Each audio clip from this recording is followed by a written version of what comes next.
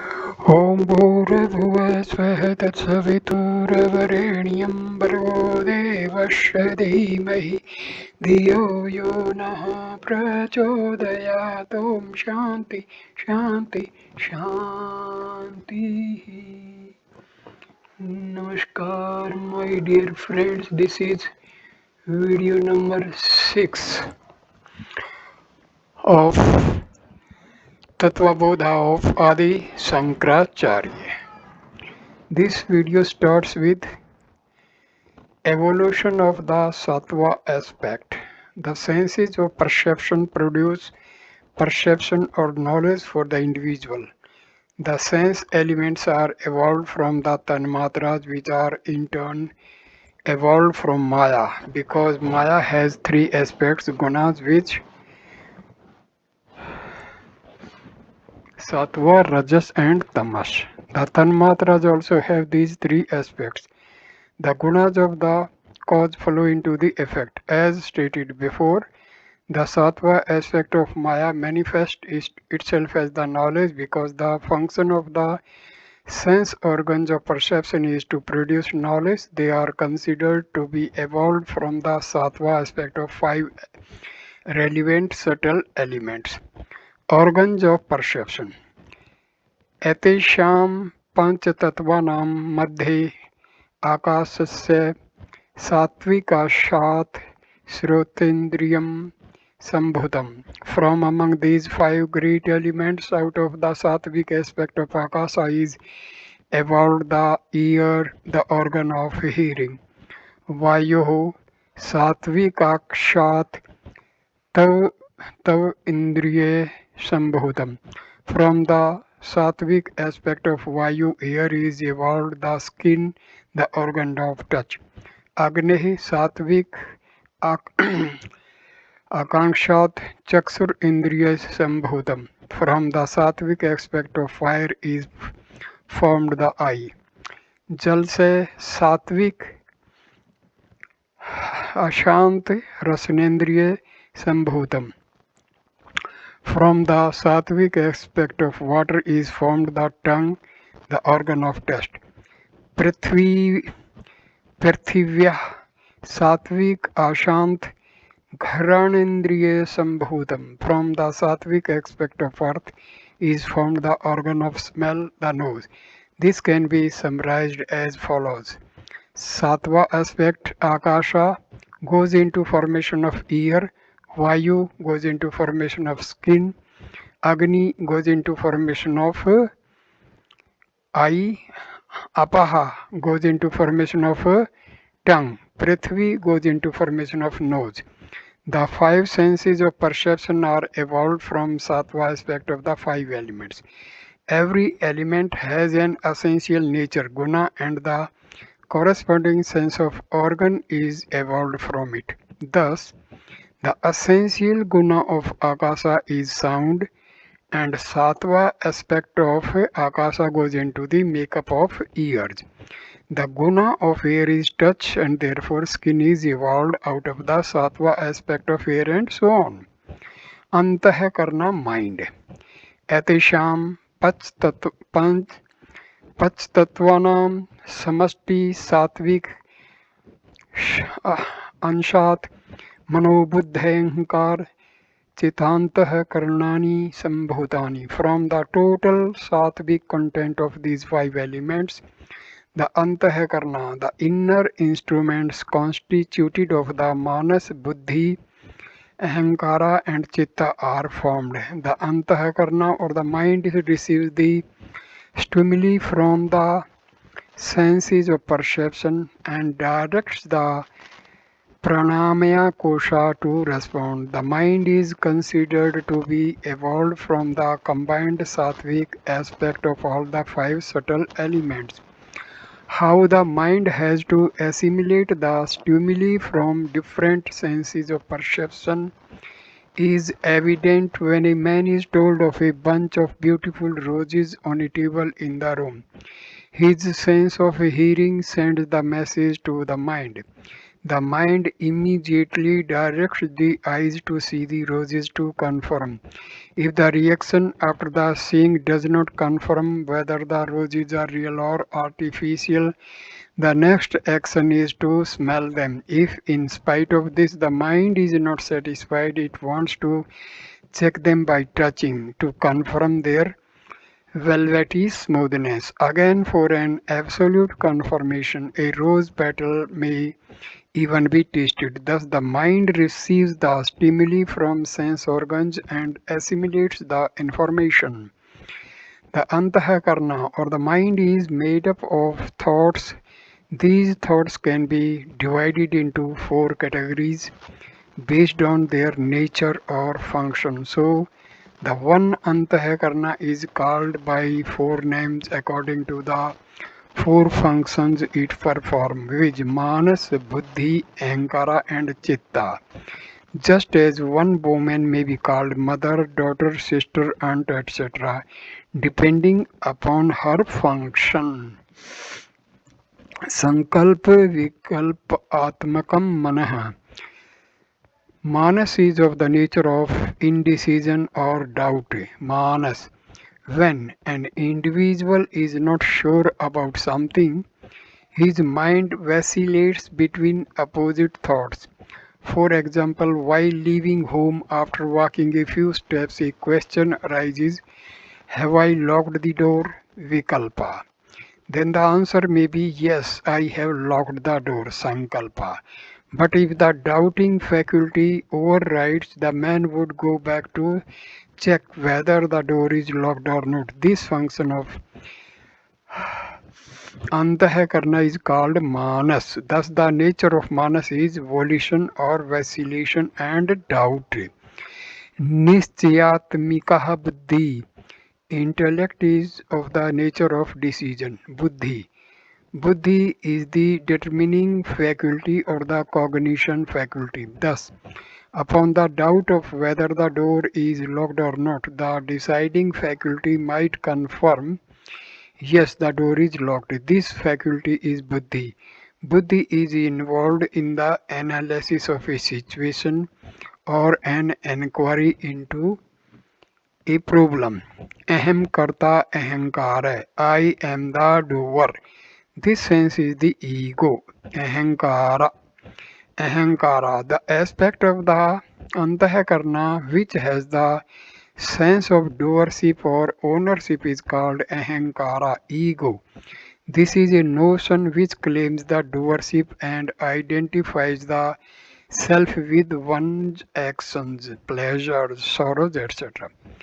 Chintan Kartri Chittam, the thinking faculty or the faculty of recollection is the Chitta. Chitta, the function of the Antahakarna which is based on the recollection of past experiences or events is called Chitta.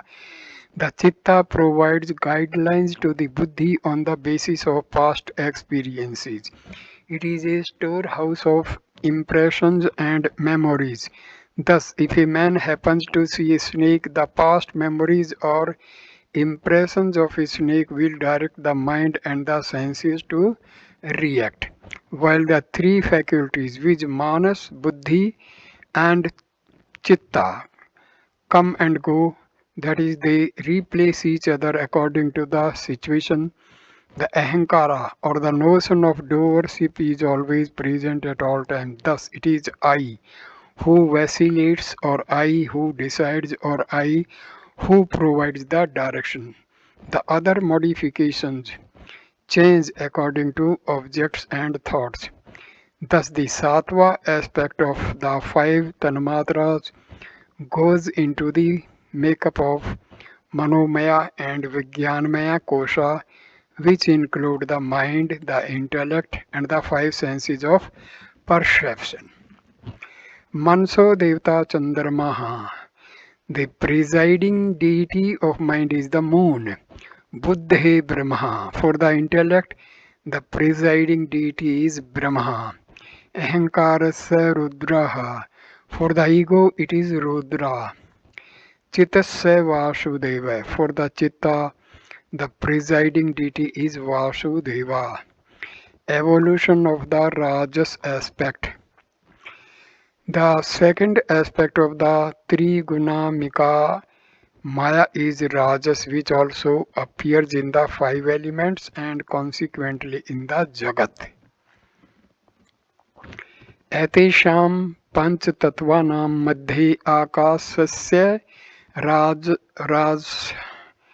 अंशात् वागेन्द्रियं सम्भूतम्. Among these five elements, from the rajas aspect of space is formed the organ of speech. Vayu rajasa raj anshat panindriyam sambhutam. From the rajas aspect of Vayu, air is formed the hand. Vannehe raj ansat padendriya sambhutam. From the rajas aspect of fire is formed the leg. Jalasya raj anshat upasthendriyam sambhutam. From the rajas aspect of water, the genitals are formed. Prithivya rajas anshat gudendriya sambhutam. From the rajas aspect of earth, the anus is formed. Etesham samasti rajas anshat panch prana sambhuta. From the total rajas aspect of all these five elements, the five vital airs are born.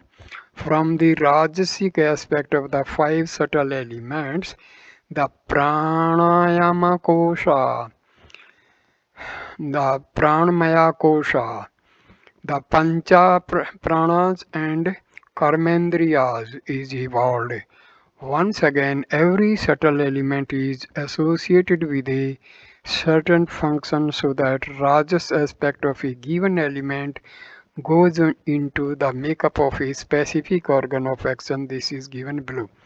Rajas aspect Akasha goes into formation of speech. Vayu aspect of Rajas goes into formation of hands. Agni goes into formation of legs.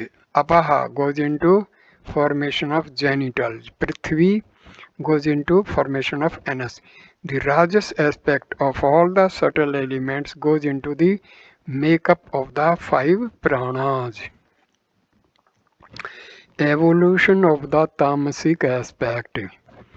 Etesham panchtatvanam tams ansat panchikrit panchtatvani bhavanti. From the tamas aspect of these five subtle elements, the grossified five elements are born. Panchikaranam katham iti chet. Etesham panch mahabhutanam tamas anshat savarupam ekam ekam bhutam द्विविद्या विभज्य एकम मर्धम पृथक तुष्णीम व्यवस्थापय अप्रम पर मर्धम चतुर्धा विभज्य स्वार्ध मनेषु अर्धेषु सौभाग चतुष्ट संयोजनम कार्यम तदा पंचीकरणम भवति. If it is asked how this panchikarna grossification takes place, it is as follows. Number 1. The tamas aspect of each of the five elements divided into two equal parts. Second, one half of each remains intact. Third, the other half of each gets divided into four equal parts. Fourth, then to the intact half of one element, one-eighth portion from each of the other four elements get joined. Fifth, then panchikarna, the process by which the subtle elements become the gross element, is complete. The process of five-fold self-division and mutual combination, panchikarna, sky, equals one half of sky plus 1/8 of air plus 1/8 of fire plus 1/8 of water plus 1/8 of earth air. One half of air plus 1/8 of sky plus 1/8 of fire plus 1/8 of water plus 1/8 of earth. Fire. 1/2 of fire plus 1/8 of sky plus 1/8 of air plus 1/8 of water plus 1/8 of earth. Water. 1/2 of water plus 1/8 of sky plus 1/8 of air plus 1/8 of fire plus 1/8 of earth. Earth equals 1/2 of earth plus 1/8 of sky plus 1/8 of air plus 1/8 of fire plus 1/8 of water. Stages. Space 1, air 2, fire 3, water 4, earth. Describe tanmatras each in itself.